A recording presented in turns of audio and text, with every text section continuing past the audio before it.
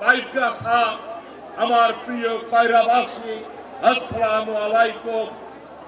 আপনারা জানেন 12ই ফেব্রুয়ারি জাতীয় সংসদ নির্বাচন। এই নির্বাচন দীর্ঘ 17টি বছর আমরা ধরে অপেক্ষা করছিলাম একটি নিরপেক্ষ নির্বাচন হবে।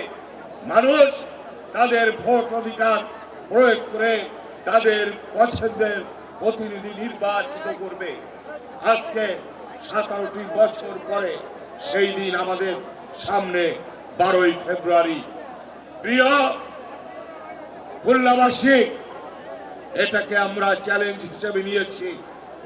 বাংলাদেশের সবচেয়ে জনপ্রিয় দল বাংলাদেশ জাতীয়তাবাদী দল বাংলাদেশের মানুষের হৃদয়ের মণিকুঠায় যেই স্থান করে নিয়েছে, তার প্রতিফলন আগামী 12 তারিখ ব্যালটের মাধ্যমে আমরা তার প্রমাণ করব।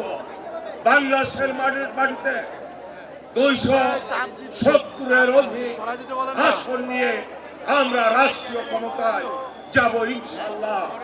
এবং আমার দলের নেতা কর্মীদের উদ্দেশ্যে আমি বলতে চাই, সেটা যে আসনই হোক, আমি সবাইকে বলতে চাই, মাত্র বাকি 8-9 দিন। কর্মীদের নেতাদের পরিশ্রম করতে হবে, কারণ 17 বছর অনেক কষ্ট আমরা করেছি, আমরা অনেক নির্যাতন নিপীড়ন সহ্য করেছি, আমাদের পরিবারগুলো নির্যাতিত হয়েছে। আজকে মাত্র 8-9 দিন যদি আমরা মাঠে থেকে একটি ভালো ফল নিয়ে ঘরে ফিরতে পারি, তাহলে আগামী দিনে ইনশাআল্লাহ এই দেশ ভালো থাকবে, আমরা ভালো থাকবো, সকলে একসঙ্গে ভালো থাকতে পারবো।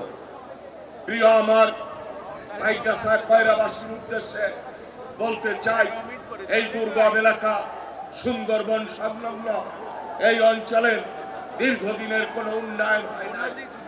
এই এলাকার মানুষ উন্নয়ন বঞ্চিত মানুষ, এই অঞ্চলের মানুষ অবহেলিত মানুষ।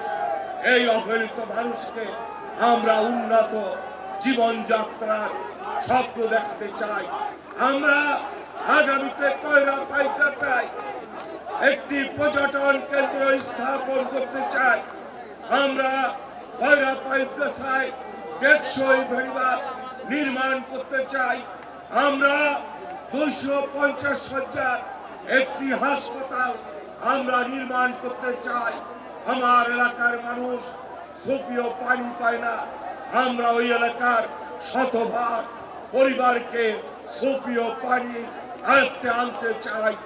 আমাদের জরাজীর্ণ রাস্তাঘাট যেগুলো ভেঙে চুরে চুরমার হয়ে গিয়েছে, আইলা সিলরের পরে এগুলো আর নতুন করে মেরামত হয় নাই। আমরা সেই রাস্তাঘাটকে সুন্দর আঙ্গিকে সাজিয়ে আমরা একটি আধুনিক পাইকগাছা করতে চাই। এইভাবে আমাদের অঙ্গীকার। ধন্যবাদ সকলকে ধন্যবাদ সকলকে। দেখা হবে বিজয়ের মিছিলে। আমরা এখানেই শেষ করছি। আল্লাহ হাফেজ। বাংলাদেশ জিন্দাবাদ। আগামী দিনের বাংলার প্রধানমন্ত্রী জনাব তারেক রহমান জিন্দাবাদ।